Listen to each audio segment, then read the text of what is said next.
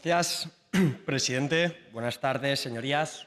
Hoy hablamos de violencia en el deporte de base, un tema muy importante y sobre el que el Gobierno anunció un plan hace ya un año, pero del que no hemos vuelto a tener noticias. Y es que tienen ustedes un máster en anunciar planes vacíos y sin dotación presupuestaria.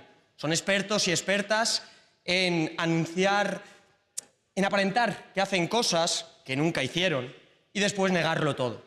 Pero por suerte, como en el caso de Cifuentes, a veces están los jueces quienes determinan si eso es verdad, si no, si se ha cometido una ilegalidad o no, como a veces parece que hay indicios que sí, como dice el rey Juan Carlos, que le acaba de trasladar a la Fiscalía, que puede haber indicios de delito en la consecución de ese máster.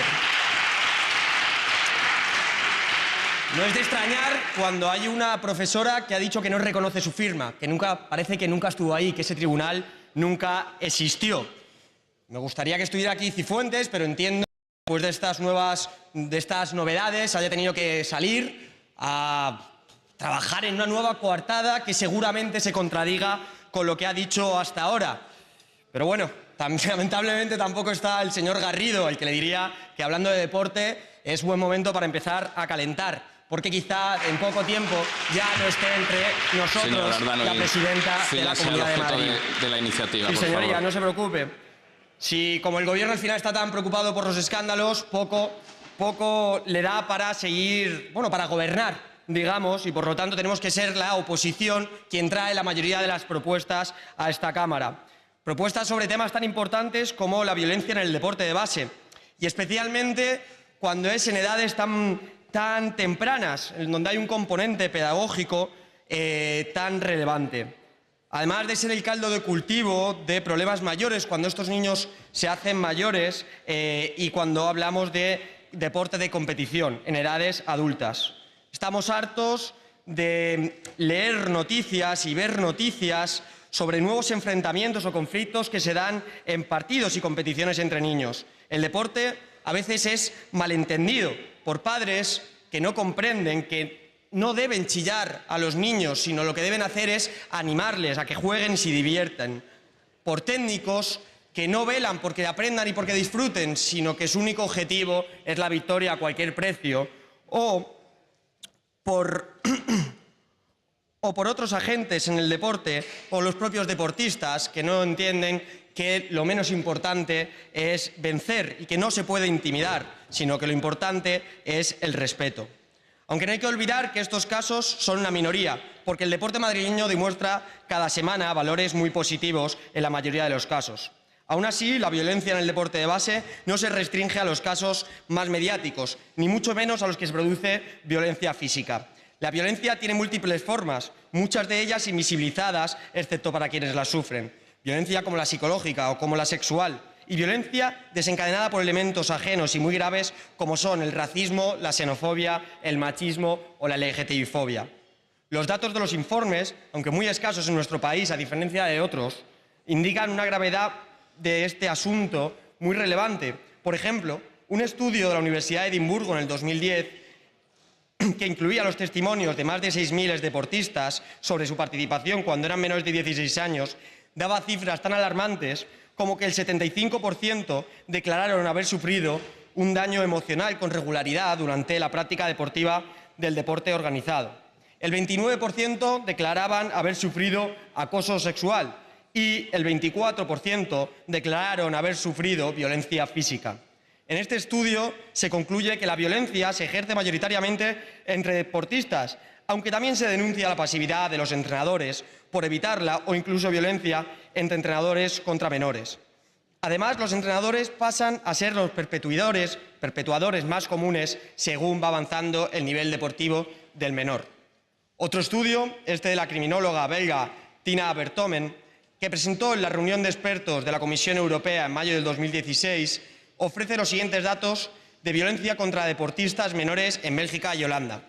Un acoso sexual que va del 14 al 49%, un abuso sexual del 2 al 13% contra mujeres y 6% contra hombres. Violencia física en un 11%, violencia psicológica en un 38% o el bullying en alrededor del 30% de los casos. Datos preocupantes que nos indican que hay un problema y que para solucionarlo hay que poner medidas y recursos. Estamos muy de acuerdo con que en colaboración con municipios y federaciones deportivas trabajemos en impulsar campañas y acciones de concienciación contra la violencia en el deporte base dirigida a familiares, tutores, entrenadores y jugadores, fomentar estos valores en los centros educativos y trabajar con todos los estamentos deportivos para tratar que tengan conocimientos sobre el tema, para fomentar el juego limpio e intervenir cuando no sea así, mejorar las sanciones existentes e implementar un premio que estimule el juego limpio, el respeto y la convivencia otorgados a la afición y el equipo, más respetuosos con los valores del deporte. Algo que ya anunció el Gobierno el año pasado, pero de lo que no hemos vuelto a tener noticias. Esperamos que se materialice este año. Silencio, señorías, por favor, silencio. Respeten el uso de la palabra. Muchas gracias. A cuestiones tan importantes como estas que nos presentaba el señor Núñez y al que le agradezco su trabajo en este tema, hemos querido sumar puntos y matices que nos parecían relevantes. Por eso hemos propuesto ampliar el concepto de violencia y sumarle el racismo, la xenofobia, el machismo y la LGTBI-fobia. Especificar que estas cuestiones tienen que implementarse en todas las disciplinas deportivas, dado que lamentablemente no hay ninguna exenta de este tipo de problemas y se tiende a pensar y a dirigir estas medidas al fútbol. Y una serie de propuestas para fomentar el juego limpio, evaluar, mediar y ayudar a mejorarlo cuando se necesite y corresponsabilizar también a los espectadores, familiares y equipos de cuando no sea así, con penalizaciones colectivas.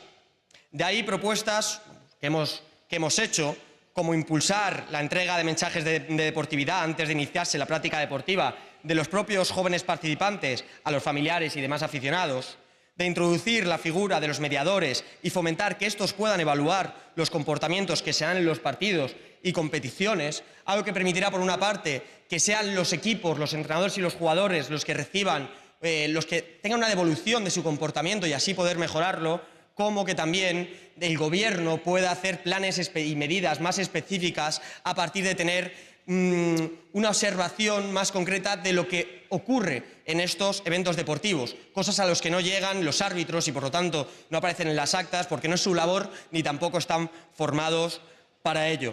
Y, por último, y otra cuestión como es la tarjeta negra, una iniciativa ya implementada en Álava y que está dando buenos resultados y que servirá para amonestar tanto a deportistas como a la afición y los técnicos cuando tengan un comportamiento o una actitud antideportiva, a lo que a propuesta del Partido Socialista le hemos sumado la tarjeta blanca como premio a los buenos comportamientos.